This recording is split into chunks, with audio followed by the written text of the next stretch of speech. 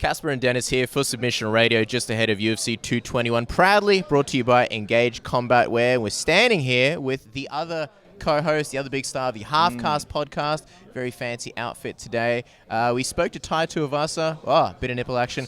Spoke to Tai Tuivasa. You're having a lot of fun. Everybody's complaining about all the laughing and all the rumbling.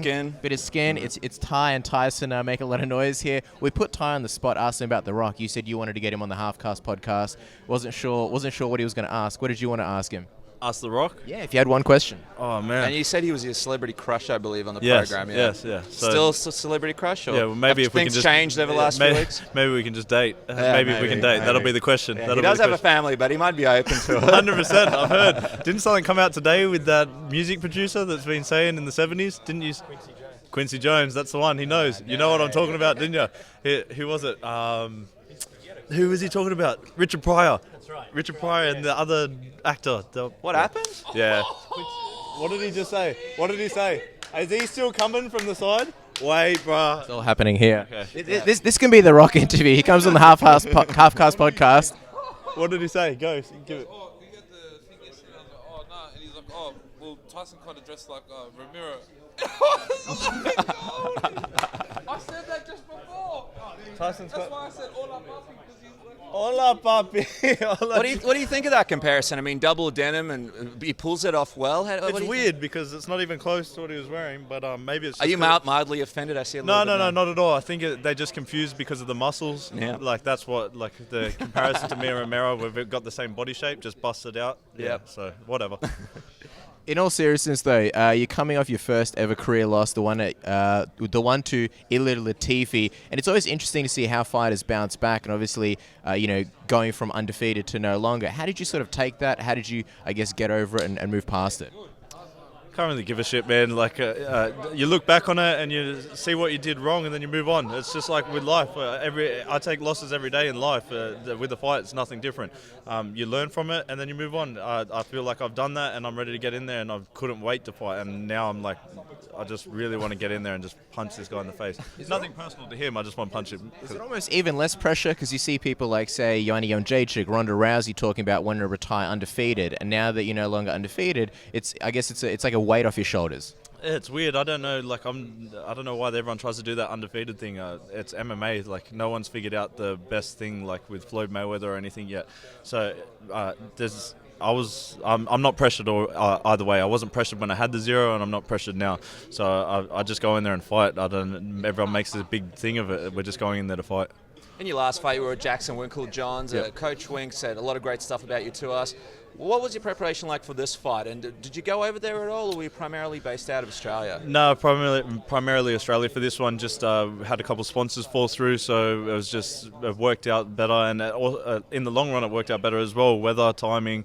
I spoke with Coach Wink and said that I wouldn't be coming over What there. did he say to you? Because we know he's a man of few words. A good time for him is running hill sprints. Yeah. Do you get a little bit more out of him than we Yeah, do? nah, he sent me a nice message just telling me what I should be looking for with the opponent, and I also spoke with a couple of the other coaches there, and they agreed like it just wasn't the right move at the time. So, and then it worked out that I got to train with Rob Whittaker. So it all ended up being beneficial for me in the camp, and it's been a good camp. Talk to us a little bit about your opponent, because Safarov is a dangerous guy. Not that many people know about him. Well, have you looked him up? Have you looked at much footage on him? No. He doesn't have a Wikipedia page. So that's 50%. Well, I don't know. I saw you playing the piano in an airport once, so I don't know what to expect from you. Oh, yeah. Well. So, off you go. See, you always got to be ready. It's tough. They've taken over the media day. It's been brutal.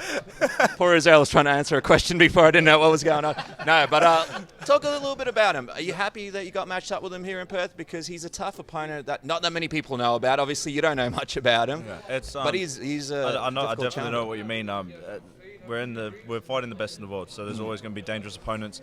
It's like that because everyone's seeing me as the favourite to win because no one knows about him. So I don't really know much about him. He's going to be a tough fighter. I know he's going to come and try and take my head off, but it wouldn't have mattered who it was for this fight. They could have given me anyone for this fight. I just wanted to get back in and fight. Like, I'm really, really just pumped to punch someone in the face. Did you have anybody in mind other than him to have Not here at in Perth? Just wanted someone there other than a bag, Yeah. and See, I didn't flinch that time.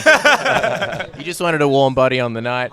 One of the biggest stories, obviously, you and Ty, we spoke about it when you were on our show, about how you guys used to talk on MSN when you were teenagers about fighting on the same card. And now you're doing it featuring Mark Hunt, which is even crazier. I'm wondering if you guys are sort of going to have your own dressing room to warm up in. And I also wonder if now that it's sort of happening, is it a bit of a blessing and a curse, or would you kind of just rather have fought on a card by yourself? Because now you've got, I guess, the extra pressure of, all of you guys have to have that success, and you're all going to be warming up together, and you're just sort of going out there first. No, there's no pressure, man. I know he's going to do what he's going to do. I'm coming in to do what I'm going to do. Everyone's here to fight. We're all fighters, and we're all here to work.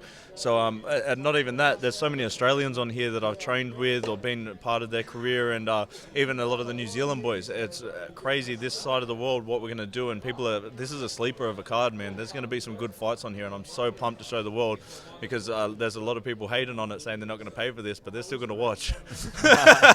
What's your message to those people who are thinking about, maybe skipping this one? I completely understand. From a fan's perspective, I know what they're saying. Rob's now pulled out, so I know what they're saying, but it's going to be a good card, so they better watch. Of course, the big discussion, the entrance music. What's it going to be? It's a big mystery. I can't put wrapped it on in a here. riddle, wrapped in an enigma. Tell us a little bit about this. Do you have a couple of songs in mind? Have you made up? Have you put in your official thing? Is there a Rory McDonald situation going on with someone else's? It's already in. On the last one, I almost didn't get Mariah Carey approved. Like, they weren't going to approve Who do you have to get it past? I'm not going to name any Dana names. White wasn't happy with Mariah Carey? Dana actually got mentioned in the messages because I assumed that they thought it was a joke. Like, they think it's a joke, but that's just my sense of humor. Why did they think it was a joke? They didn't think Mariah Carey was a good entrance song? No, I thought it was the best pump-up song you could have had. So did they try and sway you away from it? Like, maybe go something hard. 100%. They'll go, no, we'll go with the old one, anything. But Feel the Pain was thrown in there? Yeah. 100%. They wanted some angry DMX swearing. But that's not you, though. Not at all. I'm lighthearted, but it is me when I step in the cage. I think that's the difference. I haven't told many people this, but when I'm going out and I'm dancing and lighthearted, that's how I'm just relaxed. But as soon as I step in that cage and bow in, then it's kill mode. That's when I switch on. So. What about the hat? Will you be wearing the hat? Everybody loves that. What is the name of the hat? Always. Gilligan Island hat? No, well, I don't know if you know the story behind it. Mike Wink called it the Gilligan Island hat. What do you call it? Call it my dead cousin's hat. Whoa, is it really? Yeah. Oh my god! Wow. So it's a nice hat. Can I add? Is it too late to hat? I like the hat. I think he died in Afghanistan, so I wear that hat to every fight. So that means a lot to me, and I rep it to every fight. And the walkout for me is very important, having it there for me. So I'm very happy that the UFC let me wear it. That got real serious on you guys. Well, how do you follow that up? Well, it's gonna be a really interesting time this weekend in Perth. Tyson Pedro, you killed my street cred. But apart from that, I'm afraid to shake your hand because things happened before this interview.